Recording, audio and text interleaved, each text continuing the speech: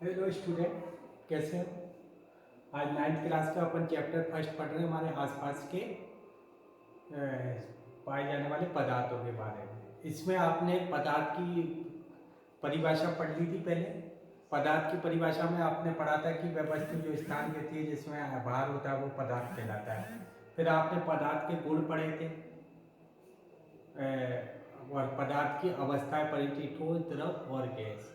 आज की क्लास में हम पढ़ेंगे अवस्था परिवर्तन, तापमान का क्या प्रभाव पड़ता है। आप देखें, आपको मैंने कल बताया था ठोस में आणविक बल क्या होता है, अत्यधिक होता है। यानी ठोस में अणु जो कण होते हैं वो क्या होते हैं, पास पास होते हैं। जो पास पास होते हैं, जब हम इन्हें गर्म करते हैं, इसमें ताप देते हैं ठोस पदार्थ को, तो ये कण एक दूसरे पर आकर्षण बल लगाते हैं। तो ठोस पदार्थ के तापमान को जब हम बढ़ाते हैं तो ये कण जो होते हैं इनकी गतिज ऊर्जा बढ़ती जाती है।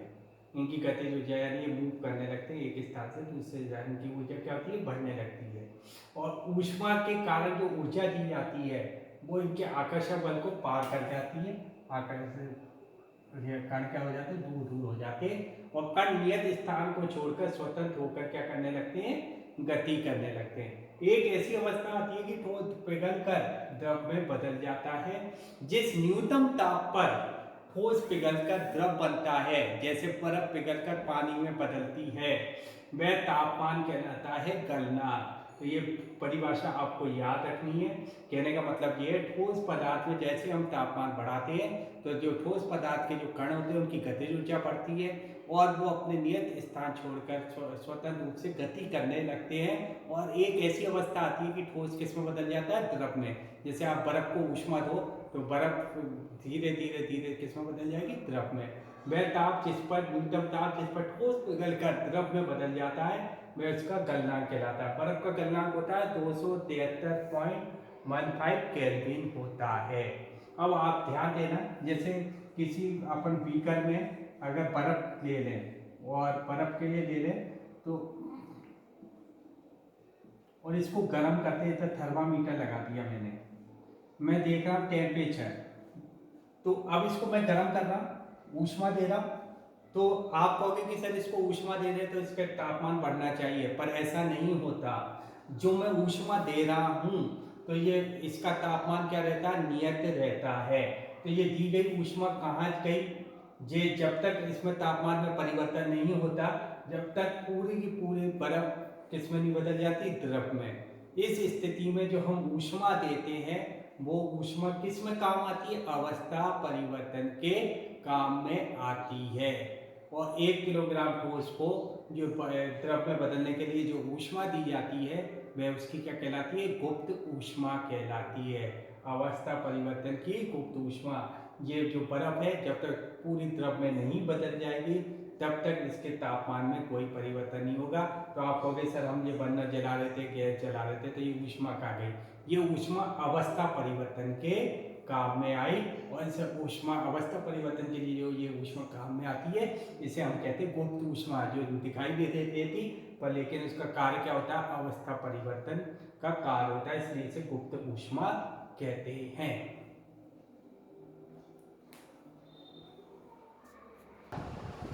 अब अपन अवस्था परिवर्तन पढ़ रहे थे तो आपने देखा कि ठोस में जैसे जैसे हम ऊष्मा बढ़ाते जाते हैं तो ऊष्मा के कारण जो ऊर्जा होती है उसके अणुओं के आकर्षण बल को पार करके स्वतंत्र होकर वो किस में बदल जाते हैं, द्रव में बदल जाते हैं। ये अवस्था आपकी कहलाती है गलनांक। अब इसके बाद अपन अब देखते हैं कि जैसे जैसे जल है, जैसे बर्फ जल में बदल गई, तो अगर हम जल को फिर ऊष्मा देते हैं यानी जल को गर्म करते हैं तो क्या होता है, जल को जब आप ऊष्मा देते हो तो धीरे धीरे धीरे धीरे वो किस में बदलता जाता है, वाष्प में बदलता जाता है।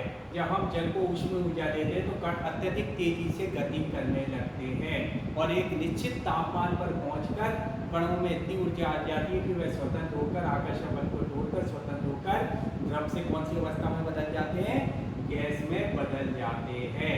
और वह ताप जिसमें द्रव गैस में बदलता है यानी उबलने लगता है, वह उसका क्या कहलाता है, क्वथनांक कहलाता है। क्या कहलाता है, क्वथनांक कहलाता है। तो यहाँ भी आप देख रहे हो द्रव से गैस में बदलना है, तो इसमें जो हम गर्म कर रहे हैं तो इसमें कोई टेम्परेचर में जब तक परिवर्तन नहीं होता है जब तक पूरा का पूरा द्रव गैस में नहीं बदल जाता। तो इस समय ऊष्मा जो दी गई वो किस में गई, गुप्त ऊष्मा के रूप में छिपी रहती है, अवस्था परिवर्तन के काम में आती है। इसीलिए जब वाष्प के संपर्क में आ जाते हैं, भाप से अपन जल जाते हैं, तो बहुत अधिक जलन होती है पानी से जलने की तुलना में, क्योंकि वाष्प के अंदर गुप्त ऊष्मा अत्यधिक होती है, वाष्पन की गुप्त ऊष्मा ज़्यादा होती है। इसलिए जल की तुलना में वाष्प से जलने पर हमें अधिक दर्द होगा, हानि होगी, और क्योंकि इसकी गुप्त ऊष्मा अधिक होती है, क्योंकि अवस्था परिवर्तन के लिए जो ऊष्मा दी जाती है वो गुप्त ऊष्मा के रूप में रहती है। और इस प्रकार आपने देखा कि किसी पदार्थ की में अगर तापमान बढ़ाते हैं तो उसकी अवस्था में हम परिवर्तन कर सकते हैं। तापमान बढ़ाने से पदार्थ एक अवस्था से दूसरी अवस्था में बदल सकता है। जैसे ठोस अवस्था में पदार्थ है, इसकी अगर हम ऊष्मा देते हैं तो ठोस अवस्था से कौन सी अवस्था में बदल जाएगा, द्रव अवस्था में बदल जाएगा। द्रव जैसे बर्फ को आप गर्म करोगे तो जल में बदल जाएगा उदाहरण। अब द्रव को जैसी और ऊष्मा देते जाएंगे और गर्म करते जाएंगे तो वो किस में बदल जाएगा, गैसीय अवस्था में बदल जाएगा। कौन सी अवस्था में बदल जाएगा, गैसीय अवस्था में बदल जाएगा। अब अगर हम उल्टा देखें, अगर वाष्प को हम शीतलता प्रदान करें तो वाष्प को हम जब शीतल करते हैं तो वाष्प किस में बदल जाती है, द्रव अवस्था में। इसका रिवर्स में जा रहे हैं। और द्रव अवस्था को हम जब शीतलता प्रदान करते हैं तो वो कौन सी अवस्था में चले जाते हैं, बदल जाते हैं, ठोस अवस्था में बदल जाते हैं। कौन सी अवस्था में बदल जाता है, ठोस अवस्था में बदल जाता है। इस प्रकार हम तापमान बढ़ाकर पदार्थ की अवस्था बदल सकते हैं, या तापमान उल्टा अगर रिवर्स करें तो गैस को द्रव में, द्रव को ठोस में जब तापमान कम करते जाएंगे, शीतलता देते जाएंगे तो वो रिवर्स में भी आ जाएगा।